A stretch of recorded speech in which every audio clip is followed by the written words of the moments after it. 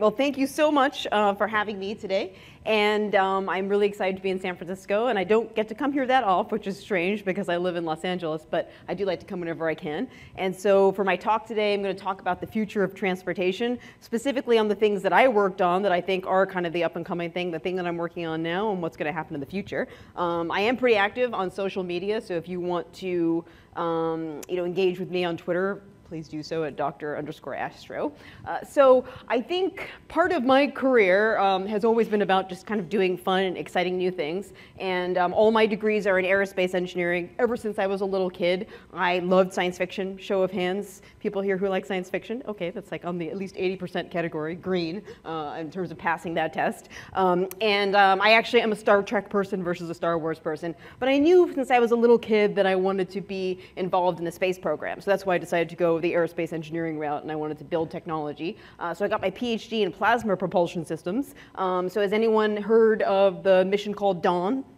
It's out at the main asteroid belt. My PhD research actually was developing the ion engine technology for that mission, so it actually flew and got it to a pretty cool place out in the main asteroid belt looking at Vesta and Ceres. I did that for about 5 years, and then I kind of felt like I had done everything I could possibly do on that front from a research perspective, and my management asked me if I wanted to work on the next mission to Mars, and there's very few engineers in the space program who'd be like, no, I'm just not interested in that. So I was like, yes, what do you want me to do? And they're like, we want you to do the supersonic parachute for it. I'm like, awesome, I know nothing about parachutes, but let's do this. So the good news is nobody knows anything about parachutes. So when you take on a job like that, you kind of have to learn on the job and work with other people who do it as a job in the field, kind of in the private sector, and learn all about that. So I did that for about 5 years, worked a little bit on the Sky Crane, which was the landing system for that. And then my management's like, so we have a new challenge for you, which is something related to atomic physics and creating this facility on the International Space Station to make Bose-Einstein condensates. By a show of hand, does anyone know what that is? Far fewer people, but still a few nerds in the audience. And so that's another state of matter that was theorized by Bose and Einstein, which is basically something which is just above absolute zero. Turns out you can do this kind of experiment in microgravity and get to much, much colder temperatures. So I led that for 5 years. It's called the Cold Atom Laboratory Mission. You can actually read about its scientific findings online. And then I decided, after 16 years at NASA, it's time for me to do something in the private sector. And so I got recruited to join a Hyperloop technology company. And I'll talk a lot about the Hyperloop today. But it's a new form of transport, which is actually very similar to space travel. So I went off and did that for about 1.5 years. And then I decided to do the full-on private sector thing and start my own company. And I'll talk about that a little bit today. But I think kind of the purpose behind why I'm saying that is that in life, as an engineer, as a computer scientist, as a technologist, you have the opportunity to kind of innovate and do many different things in your career. And the more you challenge yourself, the more complicated the problem, I think the more exciting your life will be and what you produce as a result of your career will be. But that being said, I do think it's important to have a purpose behind what you do. And for me, understanding sort of like how I can help society is important. And although the space program is awesome, I felt like I wasn't doing enough to help people right here at home. And the reason why I show this graphic is because hopefully everyone knows what the planet in the middle is. That's Earth, where we live. But the planet on the left-hand side is Venus, which is one planet in from us. And the planet on the right-hand side is Mars, which is one planet out from us. And what planetary scientists believe is that at the start of the solar system, these 3 planets, called the terrestrial planets, were actually very similar to each other in terms of having an atmosphere, water on the surface. But over the course of the past 4.5 billion years, the planets have actually evolved quite differently. So Venus has a surface temperature of 475 degrees centigrade, which is the temperature that you set your oven at if you want it to self-clean itself. And it has a surface pressure of 100 atmospheres, so basically 100 times what the surface pressure is here. So something happened that caused the oceans to boil on Venus, which creates this sort of hellish environment that you see today. On the other hand, Mars has a surface temperature, in the sub-zero range at best, and has a surface pressure only 1% of what we have here on Earth. And so what this shows us is literally that climate change is a planetary phenomena, and we can view it by actually measuring the planets that are closest to us. So there is an argument behind why we do planetary science exploration to understand how our own planet is going to evolve. So I think it is really important that we do what we can today to solve and combat things related to climate change so that we can protect our home world. And you can go back even further in time, and you can look at any ancient society, and one of the major focuses of those ancient societies is astronomical observations. The picture on the left is Newgrange, which was an astronomical observatory. The picture on the right was from ancient Egypt, and they were also focused on what was going on in the heavens above in the stars. And astronomy has actually served as the basis for the development of fundamental physics, sort of like since the start of society. So I think that's actually kind of exciting.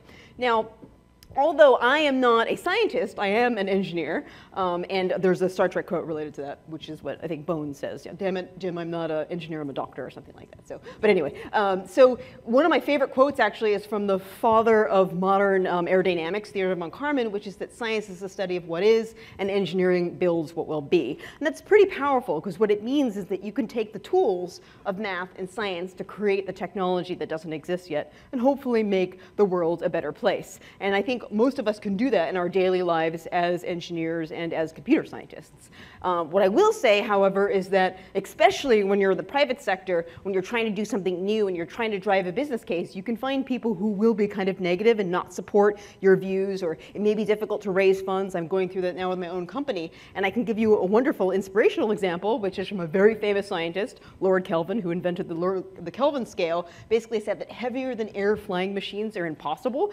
Just a few years later, the Wright brothers actually did their first demonstration of flight with lifting body aerodynamics. And so you can see how, it really is by tackling these challenging problems that you can actually create a brand new society and tremendous economic growth.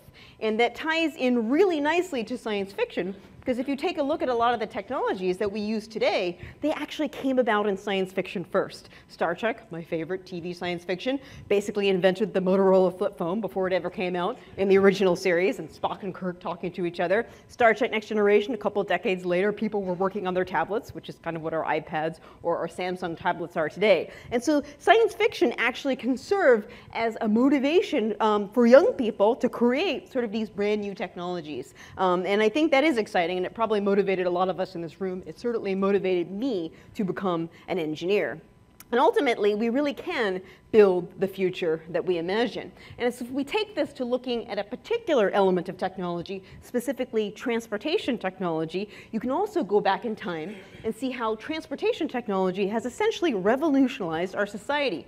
Go back to 3000 BC when the wheel was invented. Imagine how that changed societies for human beings, right? The ability to move around goods and services and people in ways that had never been done before, with a level of efficiency which allowed people to use less calories, probably, and able to grow their families and their societies. Move forward a couple of thousand years, the Industrial Revolution was actually enabled by the development of the railway networks. You can really see how transportation has the ability to revolutionize society in a way that has never been done before. Move forward a couple of decades, like now we're on this exponential Moore's law curve almost with regards to transportation. Personal mobility was enabled by the development of the internal combustion engine and the car, which we still use to the present day, which allowed us to have expansion of cities into suburbs.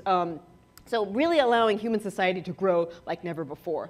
A few decades more, the Wright brothers, the invention of traditional aircraft, commercial aircraft, jet engines. Now we have a society which is globally connected, where you can travel at fast speeds over land masses, and also trans-Pacific, transatlantic, which connected society in a way which also has never been seen before. So you can really see how transportation technology has revolutionized our world. But as with all things, eventually you start to hit a limit, and transportation networks have a problem now. In, I think, San Francisco, you deal with this. In LA, I deal with this, which is congestion. And so because we're kind of at peak capacity in our existing transportation networks, we're starting to feel pain in our personal lives, because it's horrible to have to commute, an hour to 2 hours every day. There's pollution, which gets coupled to that because of congestion in the air from cars that are on the road. And then even from a business perspective, if you have goods and services which are trapped in ports, trapped at airports, you actually can't transfer those goods as much as, Amazon would want you to, for example. So you do need to do something about this, and if you take a look at what all cities and countries and municipalities are looking at,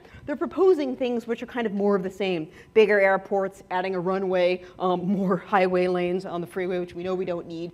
So we're not really seeing kind of a revolution in the way that we can solve this problem, and I think that's unfortunate, but that also means that it's ripe for disruption. And then by a show of hands, how many people here have seen the movie The Martian or read the book The Martian? And I think, even though it doesn't say engineering engineering, he says, in face of overwhelming odds, use science the shit out of it, right? And so that usually does work relatively well, and it worked well for Mike Watney, obviously. So ultimately, what we want to do is reinvent transportation. And I am a systems engineer also by training. I did that for several years. And what you do is you start with your customer requirements.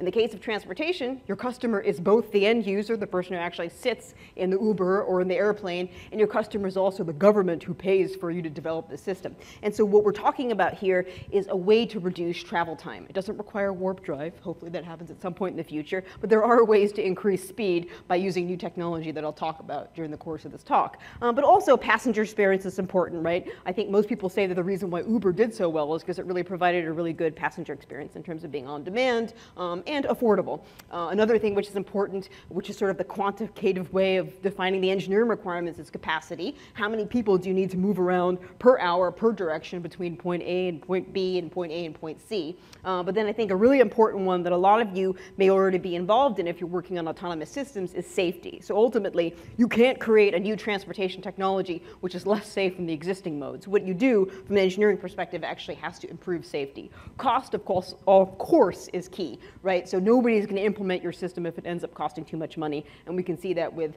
the challenges of different rail networks which have been proposed in the United States, specifically in the Northwest. And something which is important to me is that if you're going to propose a new transportation technology, it has to be at a cost point that everybody can utilize it, right? Not just the wealthy elite. That's not fair. And mass transportation only works when it's available to the masses. So that's important when we think about the global society that we live in. A really important one, and this is important because it couples to climate change, which is environmental impact. So whatever engineering technologies that we create for transportation, we should be doing something to reduce our carbon footprint, right? So that means you can actually do something to help the planet as well as making people's qualities of life better by proposing a new option if you think about it in that way. And then with mass transportation, ultimately, you want the system to be scalable. It may start in a particular city, go to the suburbs, go statewide, go nationwide. And so you have to take into account the fact that this network can grow over the course of time. So what is in the near future? So by a show of hands, who has heard of the Hyperloop? So when people think of the Hyperloop, this is usually the image that comes to mind, which is Elon Musk and his evil Mr. Kitty there, which there'll be more of those during the course of this presentation. And it is true that in 2013, Elon Musk released a white paper which talked about how a Hyperloop could be a solution to California's need for mass transportation. And he was doing this actually to contrast with the high-speed rail that was put on the ballot as a referendum in sort of the mid-2000s. And so his argument was, why are we going to put in this old technology, which is decades old and not very efficient, when we can do something new like the Hyperloop, which is more energy efficient and a better way to actually move people around from point A to point B. So that was a really powerful message that he sent to the community, and actually put the concept of the Hyperloop in the public domain, the public discourse. But interestingly, the Hyperloop was already proposed, and it was proposed in the realm of science fiction for many, many decades. Some of us watched the Jetsons reruns when we were kids, which had people moving around in tubes, and you can find several examples of a concept of a Hyperloop in science fiction, in the 1960s, 1970s, and somebody told me there was actually a book from the 1800s which also mentioned something similar. So once again, science fiction serving as this kind of catalyst for change in the transportation sector because of people who have these imaginative ideas. But the Hyperloop, interestingly enough, is an amalgamation of existing technologies. So what a Hyperloop is a maglev train or a maglev passenger vehicle. So this is something which carries people in it. You can choose the number of people that it carries. It uses magnetic levitation to get it off the track, and it uses electric propulsion to move it through. What's different about a Hyperloop is that magnetically levitating passenger vehicle is put inside of a vacuum tube. The reason for that is simple. When you get to faster and faster speeds, your primary energy consumption or energy loss mechanism is aerodynamic drag. If you can eliminate the air, you eliminate that primary energy loss mechanism. So by putting a maglev train inside of a vacuum tube, you're able to get to very fast speeds with low energy consumption. You only pay for it once when you pump down the system initially. And we can talk about in Q&A later about how one actually implements that. So this technology is something which uses existing vacuum technology, can utilize existing maglev train technology, but you put it together and you have this more efficient way of operating a mass transit system with higher capacities, with lower energy consumption, at much faster speeds, basically being able to target supersonic speeds. So it's pretty neat. Seems like a great idea, right? So then, of course, the question becomes is, why are we not building Hyperloops everywhere? And there's a simple answer for that. It's expensive. So we can even see with the California high-speed rail analogy, I think they're up to like 60 billion, 80 billion, right? They're blowing through their budget, they're over schedule, and nothing is being done. And so what's inherent to infrastructure projects is that they're very expensive, and they typically tend to run over their initial estimates, and they take a lot longer.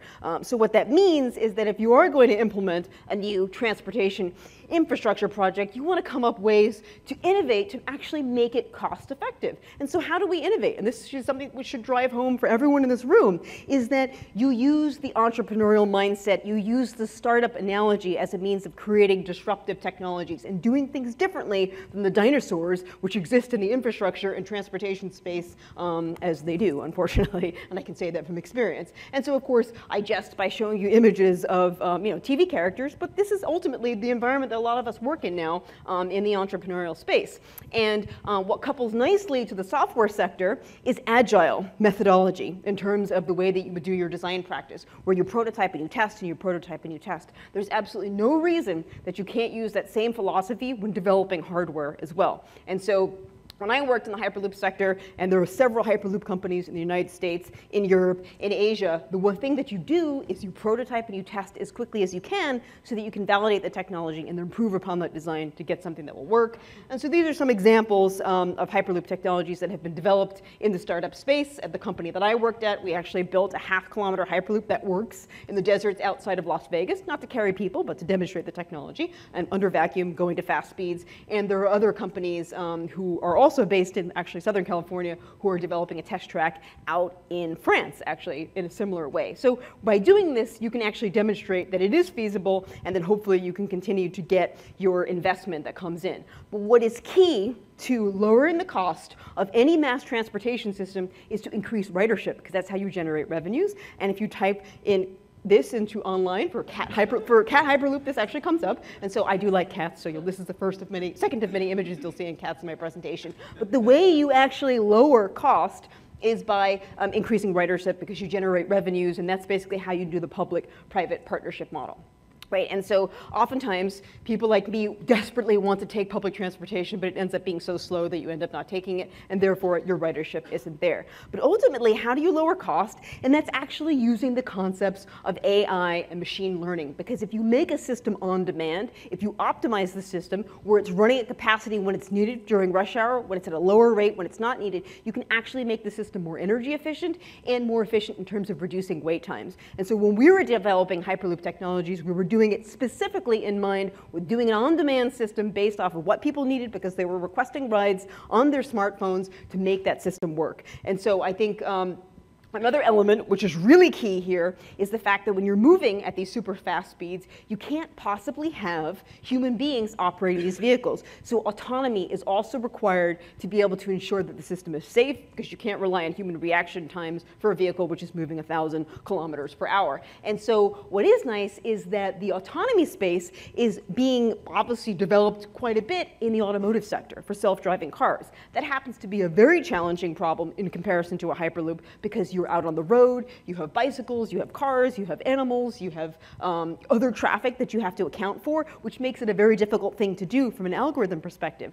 From a Hyperloop's perspective, you're inside of a vacuum tube, so there's nobody in that tube except for you and the vehicle in front of you and the vehicle behind you. So you can actually find synergies behind what's being developed from a diagnostics perspective and from a software perspective in the automotive autonomous sector, and actually leverage that immediately over to a Hyperloop technology. And I actually spent a few hours this morning down at Waymo, visiting my friend who works there, and they're making a lot of progress on this front. So I think this system is pretty much, in my opinion, from an engineering perspective, ready to go. There's also the regulatory aspect that has to couple to it, so that will take some time. But the technologies that are being developed in the automotive autonomous space are directly applicable to this mass transportation space for something like a Hyperloop. And by being able to find these synergies in different areas, you end up having to not pay for that development cost yourself and leverage it as part of a larger ecosystem, which I think is a really powerful and important thing.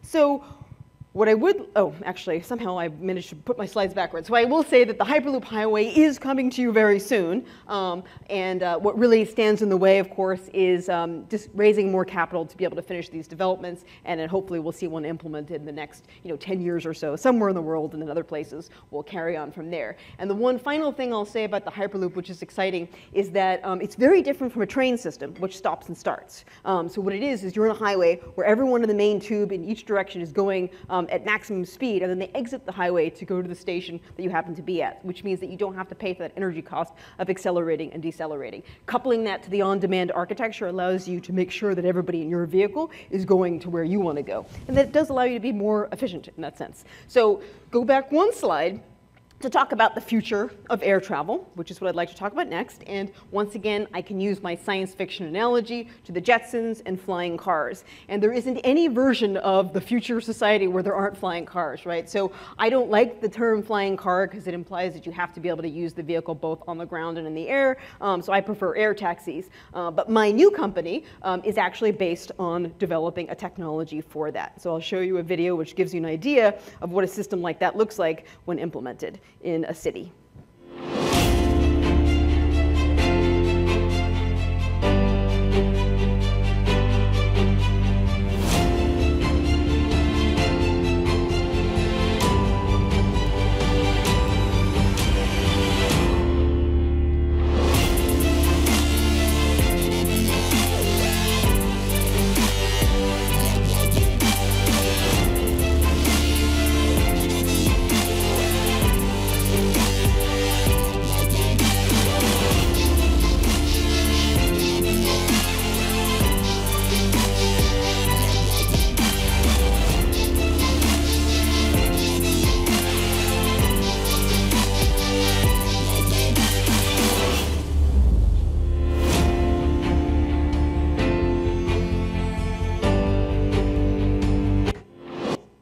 So what we're proposing is an electric vehicle which has the capability to take off vertically and land vertically, but because it has a tilt wing geometry, it does its cruise, its traditional flight, using lifting body aerodynamics on the wing. And so it's very different from a rotorcraft, because a rotorcraft basically is in this sort of VTOL space all the time, and it happens to be very energy inefficient, and it also happens to be very noisy. So the only way that we can get around the energy efficiency required to support using batteries only as your power source, and sort of the noise abatement requirements that would be required for a high-density urban aerial network, is to use an alternative technology, which is either a tilt wing or a tilt rotor, and we're proposing a tilt wing.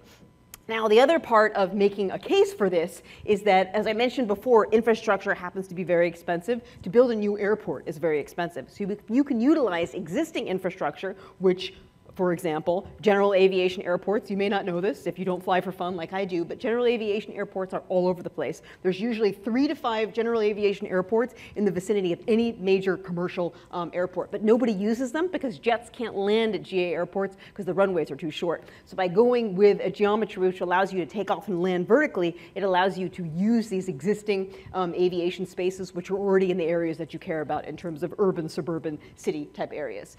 The other thing which is important is that if you use it only for urban transport, your range has to be a couple of journeys between charging, which means that you can use purely battery power, which helps us to address the climate change challenge. The good news is that batteries are being developed for automotive sector for electric vehicles, which means that their energy density is going up because their use is going up, their cost per unit is going up because their use is going up, and so we can couple that technology to aviation, to the aerospace sector at a relatively efficient cost to drive the cost down of these vehicles. So in terms of what our vehicle looks like from a design perspective, it looks kind of like a big Cessna. So it has a wing which has electric motors with propellers on it, which has the ability to tilt, to take off and land vertically. And in terms of tip to tail, we're looking at about 38 feet in length, and the wing tip, the whip tip, about 26 feet in length. So it's kind of a small footprint from that perspective. It's nothing like a jet, which means that even if you're not landing at a general aviation airport, you can use existing parking lots, for example, to land these aircrafts, or you can use tops of buildings as long as they can handle the load of the vehicle. And what I do think is really important, and I've actually learned a lot about from working with the software community, is using the agile mindset. So what we're doing is building and testing subscale vehicles with our funding to make sure that we can demonstrate all the modes of flight. This gives you an example of one of our flight tests. This was our very first test where we fully demonstrated vertical takeoff and landing, tilt wing capability for cruise that you see here, and then eventually tilting back again to get us to land. We're located in Detroit, which is interesting. Most people don't think about Detroit for aerospace, but Detroit has a huge automotive, industrial design, mass production sort of infrastructure, and so we utilize that, and we're located right at the field in the city of Detroit. So what you can see here now is the wing is tilting, and we're basically, you could have seen Detroit in the distance there, and we're coming in to land vertically at this towered airport, which we would have proposed to use for people coming into the city of Detroit, as opposed to the traditional international airport. And so by doing testing at the subscale, you can actually demonstrate sort of the aerodynamics, the software control in a much more cost-effective environment with a pretty good cycle time between design and test, and redesign, and get it to work. And so that's an idea of what we have done so far. So this gives you an example of our largest vehicle that we've built. So we've done 5th scale vehicles that I just showed you, and then we've also done a 3rd scale vehicle, and we were demonstrating at the Detroit International Auto Show. So as we go up in scale, we go up in complexity, and we go up in showing that we can actually certify an aircraft like this in the future. So the question, of course, becomes, why take an air taxi? There's several reasons why. The first one that I would give you is to describe to you the current mass transit experience that I experienced on my way out here, as by my cats, which is that on aircraft, and this is the one I flew out right now, there's no room, right? You're stuffed into the person next to you, and there's no leg room, just as I have a fat cat and I have a skinny cat, and that's the way it works. And then my personal opinion of the current passenger experience, that's me. But reason why you would take urban air taxis is pretty simple. One, it's 5 times faster in terms of a end-to-end speed from door to door than if you were going in an Uber and a taxi in a congested urban environment. If you can reduce the price point of the vehicle by using autonomy, coupled to automotive sort of technology, you can also reduce the cost to the end user. So what we're looking at is a network of air taxis, which will be basically like taking an Uber ride, or like an Uber, what do they call it? The Uber, not Uber X, the Uber Premier, right? If you're taking the Uber black car. So we're trying to get down to that price point, actually. And then, of course, you have a beautiful view if you're above a city, as opposed to sitting in traffic. So I think from a passenger experience perspective, it's really a good way to travel through urban environments.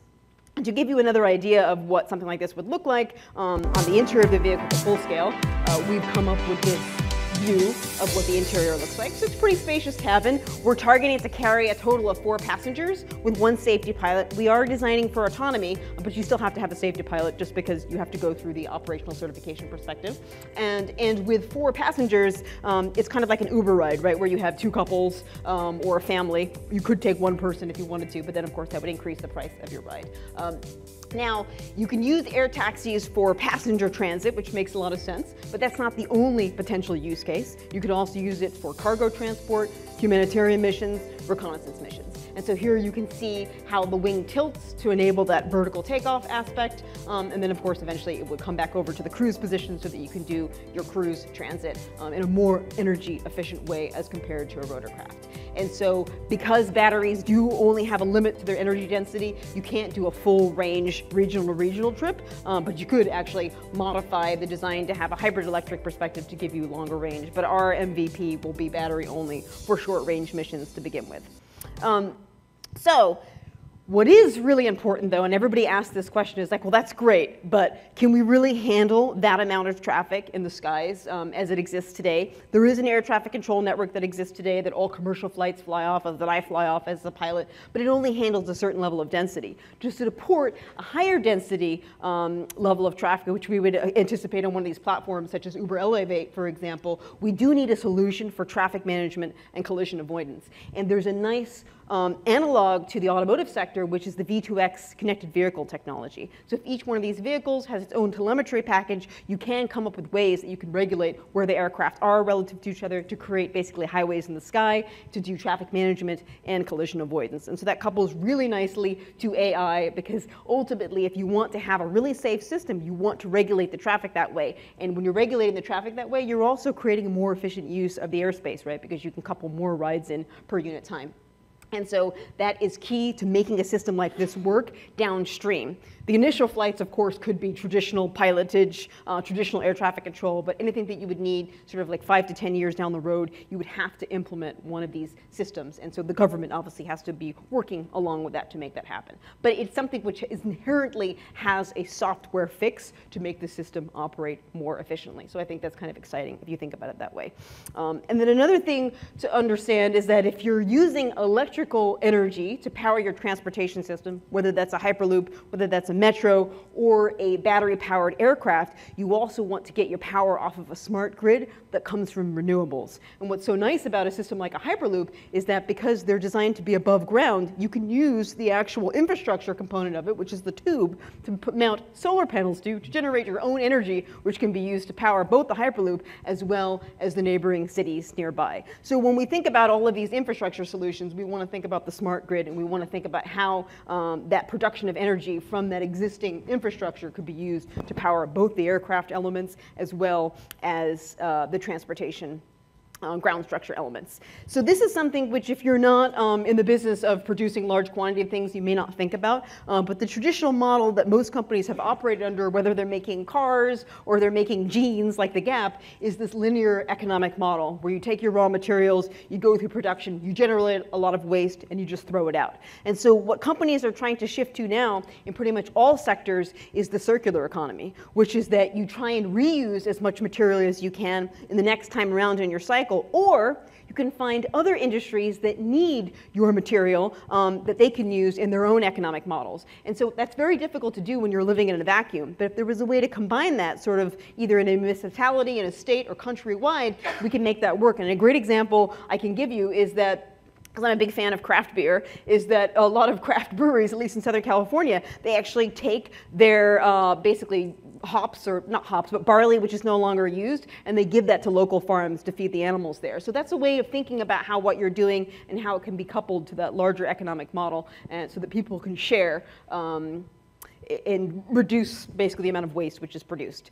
So what is becoming a really important, huge portion of our economy is mobility as a service. So mobility as a service obviously refers to on-demand, but it refers to the entire end-to-end journey. So the big cruise in the middle as well as the first mile and the last mile. And so that is ultimately going to be coupled to software applications which can give you your scooter, to your Uber, to your train, to your airplane, back to your final destination. And so that's the only way that we're going to be able to sort of support the density of traffic that we expect to see in our global society, which really does couple nicely to where we're headed. So what comes next in the future of transportation is actually very exciting, and it ties into my background, which is commercial space travel. So these are two examples, one just north of here, one just south of here. Commercial space travel is already happening. These companies are funded by private capital. So the company on the left, of course, Blue Origin, has Jeff Bezos as its head, and obviously Jeff Bezos has Amazon, so he has a lot of his own money, and he's funding development of launch vehicles to take people on suborbital trips, which could just be joyrides, or they could be used for supersonic travel or even hypersonic travel between destinations on Earth. And then eventually, of course, they're working on a launch vehicle to take people off of Earth. On the right-hand side is Virgin Galactic, which is located in Los Angeles. They had their demonstration flights recently where they're taking people up so that they can become astronauts or commercial astronauts. But it also couples to a potential for travel, which enables much, much faster travel in sort of an aircraft sense over land masses. And they, too, will be shifting over to a model which enables exploration of space. And in terms of space travel to low Earth orbit and space travel beyond low Earth orbit, those are also under development as we speak. Typically, government space programs are the domain of sort of deep space travel. And so the image on the left here is actually the Orion vehicle, which couples to the SLS vehicle, which NASA is developing. And so Orion vehicle's entire purpose is either to send people to the moon and then bring them back for an Earth reentry, or to Mars and bring them back for an Earth reentry. But there is also a commercial aspect to this, which is SpaceX. And so SpaceX obviously has their Dragon capsule, which has the ability to go up and back and forth to the International Space Station, but they too would like to support lunar missions as well as Martian missions. And so this is in my opinion, and I think in many people's opinion, commercial space is kind of the new sector of the economy which really hasn't been tapped into yet. And I was just at Blue Origin last week, and so the Blue Origin model like their business model is basically to facilitate infrastructure in space so that people can have companies in space. And so it's hard to say what those companies would would be or what those companies would do. There's mining, there's power, there's communications, but it's kind of up to all of society to be able to come up with what that use case is for the commercialization of space. And there are companies now who are starting to provide that transportation infrastructure to make that happen, because you can't have a business model or an economy in space unless you can actually get there at an affordable cost. So I think that's really exciting to think about. So now this comes back really nicely to self-driving vehicles. So I have never been too fascinated by self-driving vehicles, because every single vehicle that is designed to land on the surface of the moon or the surface of Mars, for example, has to operate autonomously because the time delay is too long between Earth and the final destination. But self-driving vehicles are already being used on the surface of Mars, and I think there's a lot from a software perspective and from a diagnostics perspective for hazard avoidance that we can couple to Earth-based technologies, and they already have been.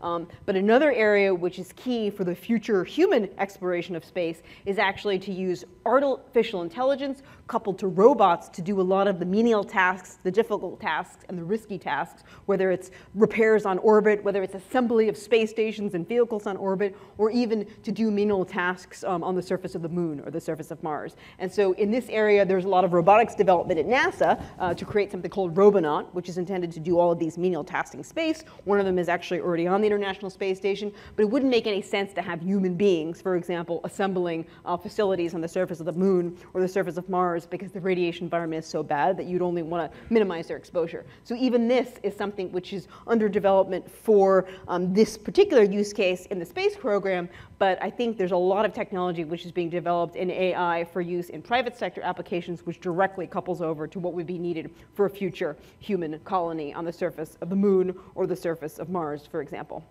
And even though this doesn't couple to transportation, when you do set up those first colonies, you really have to think about all the infrastructure that's required. You also have to think about sort of the human condition of people existing in a distant location for many, many months without being able to return home. And then right after you have the first human colonies on the surface of Mars, presumably you would have the first cat colonies on the surface of Mars. And I actually found this on Twitter. Somebody tweeted this to me saying cat, because they know I like cats, and I thought that was adorable. But I think it really should leave you with the question of, would you yourself want to live on the surface of Mars? And even though it might sound a little bit pie in the sky, I'm pretty sure the first people will get to Mars in the next 20 years. And I'm pretty sure people will go back to the moon within the next 10 years. So if all of these models actually happen, we're able to access space in a lower cost fashion, we start to actually set up permanent habitats in these locations on the moon and then eventually to Mars, this actually can become part of your reality, which is kind of interesting. And it all couples back to the development of the transportation system to get you there. So think about that in the context of how you can impact the space program, if that was something you're interested in. So to wrap it up, and I'll take questions, I think that transportation has largely focused on the hardware side of things, because that's typically been the domain of automotive and aerospace engineers. But nowadays, because mobility as a service is the next big thing, it completely couples to software development. It completely couples to the need for everything to be on demand. And being more efficient and optimizing things actually will lower cost and reduce everyone's carbon footprint. So I'll take questions, I guess, for the next 5 to 10 minutes. Thank you.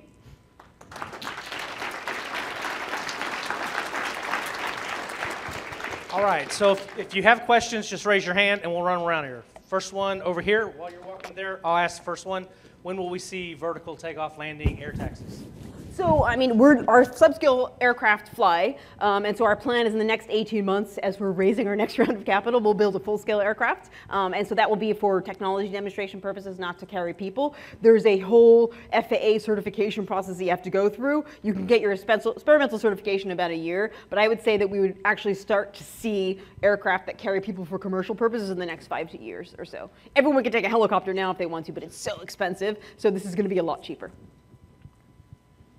So you were talking about the density of these aircrafts in the air and the V2X being used as the platform for making sure no one hits each other or something of the sort. I do know right now that there is the current one for jets that actually looks at trying to warn pilots about imminent collision and stuff. So why are you not looking at kind of using that system and augmenting it with V2X than going directly to something that's brand new? So ADS-B is going to be required by the FAA by 2020 in all aircraft. Right now it's optional. All commercial jets, all expensive aircraft have ADS-B, which uses GPS. Because the density is going to be relatively high, that probably won't give you the level of precision that you need to be able to support that level, that density of traffic. So there are already highways in the sky, which are called Victor Airways. But when you're on an instrument flight plan, they have to create an airspace bubble around you, which is a couple of nautical miles. And so to support the density of traffic that you would need to see for one of these things, that has to be shrunk quite a bit. And so you don't want to have a person in the loop controlling that location necessarily, and you need to have something which is more precise. So it's probably the case that using an onboard LiDAR system coupled to the output telemetry, coupled to the software architecture on top, that would be a much more precise way to support an even higher density of traffic. But we are already using ADS-B, and it does tell you, like, traffic is what it says to you as the thing gets too close. And even your GPS will tell you if you're too close to terrain. It's like terrain warning, because you're getting too close if you're flying a little airplane like I do.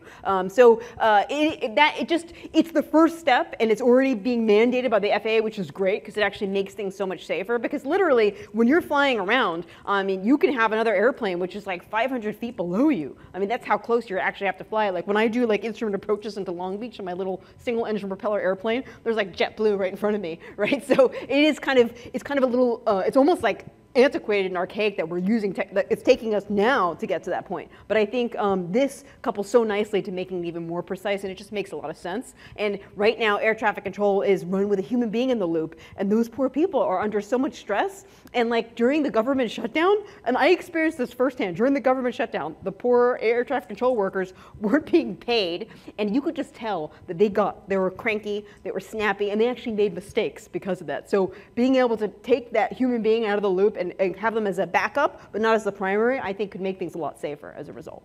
But thanks. I think a lot of these you're discussing are really cool. I like the jets and Star Trek.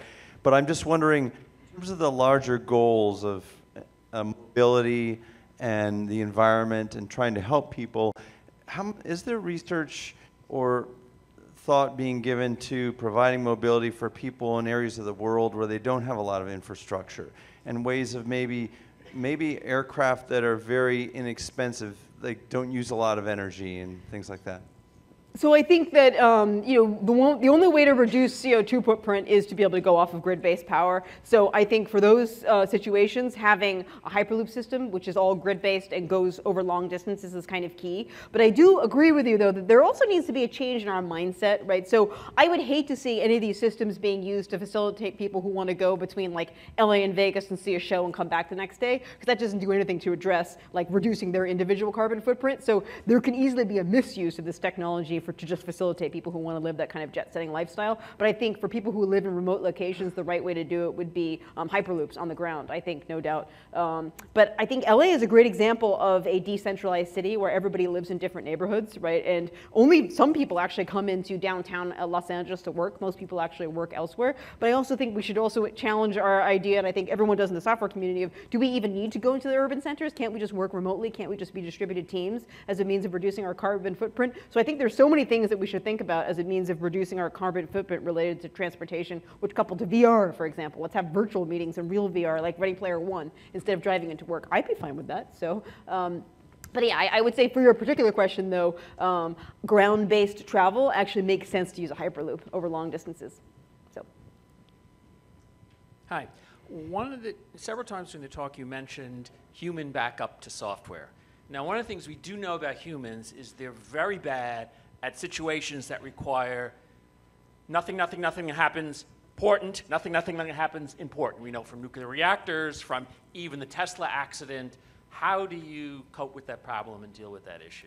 So the human backup is actually mandated by the regulatory bodies right now, because as you go through your operational certification, you'd have to have that human being in the loop. That doesn't mean that that's like a good solution. It isn't a good solution, but that actually comes from the requirements from like the rail administration, the agreements that they've made to do self-driving car certification, and then obviously even when you're flying right now commercial, you're pretty much flying on autopilot for everything except for the takeoff and the final approach. So that actually comes from from our regulatory body. So I'm not saying that that's the right solution, but one could also make the argument that, we had this big problem with the 787 MAX and the autopilot getting out of control, and it was the only human beings who could have gotten out of that situation. There may have been any problem where they couldn't get out. I don't know the full details. So you can come in with an example there where that is important. But in general, I think that isn't the right solution to make things safer. Probably more rigorous testing is the way to make things safer. So I only say that because you have a requirement to do that from a legal perspective as a company when you're doing these things. Okay, Anita will be up here for a few more minutes. If you have some more questions, we'll start back tomorrow at 9 a.m. Thank you. Okay, thanks.